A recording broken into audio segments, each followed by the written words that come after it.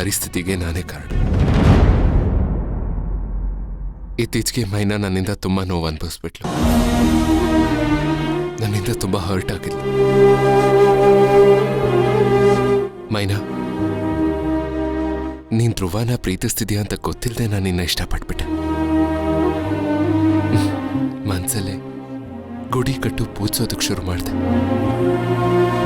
ನೀನು ನನ್ನ ಪ್ರೀತಿಸ್ಬೇಕು ಅಂತ ತುಂಬಾ ಒತ್ತಡ ಮಾಡಿದೆ. ಪಾಪ ಮೈನಾ ತನ್ನ ಪ್ರೀತಿನ ಹೇಳ್ಕೊಳಕ್ಕಾಗದೆ, ನನ್ನ ಪ್ರೀತಿನ ಒಪ್ಕೊಳಕ್ಕಾಗದೆ ತುಂಬಾ ನೋವು ಅನುಭವಿಸ್ಬಿಟ್ಲು. ಐಮ್ ರಿಯಲಿ ಸಾರಿ ಮೈನಾ. ನಾನು ನಿನಗೆ ತುಂಬಾ ಟಾರ್ಚರ್ ಕೊಟ್ಬಿಟ್ಟೆ. ನನ್ನ ಕ್ಷಮಿಸ್ಬಿಡು. ಸರ್, ಈಗದೆಲ್ಲ ಯಾಕೆ? ಬಿಟ್ಬಿಡಿ ಸರ್. ಡಾಕ್ಟರ್ ನಿನಗೆ ಹೀಗೆ ಯಾಕಾಯ್ತು ಅಂತ ಕೇಳಿದ್ರಲ್ಲ, ಅದಕ್ಕೆ ಹೇಳ್ದೆ. ಡಾಕ್ಟರ್, ಇನ್ ಮುಂದೆ ಹಾಸ್ಟೆಲಲ್ಲಾಗ್ಲಿ ಗಾರ್ಮೆಂಟ್ಸ್ ಅಲ್ಲಾಗ್ಲಿ ಒಳ್ಳೆ ಊಟ ಸಿಗೋ ತರ ನಾನ್ ಮಾಡ್ತೀನಿ. ಹಾ, ಮೊದ್ಲು ಆ ಕೆಲ್ಸ ಮಾಡಿ. ಮೈನಾ, ನೀನು ಅಷ್ಟೇ ಸರಿಯಾದ ಟೈಮ್ಗೆ ತಿನ್ಬೇಕು, ಮಲಗಬೇಕು. ಆದಷ್ಟು ಈ ಜಂಕ್ ಫುಡ್ಗಳನ್ನ ಅವಾಯ್ಡ್ ಮಾಡು.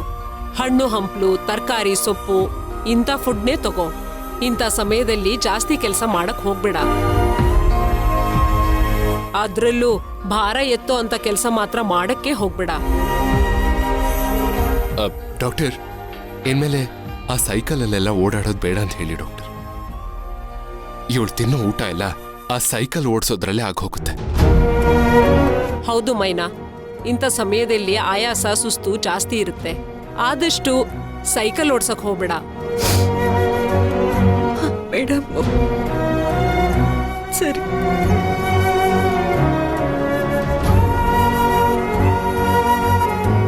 ಮೈನಾ, ಹೊರಡನ್ವಾ?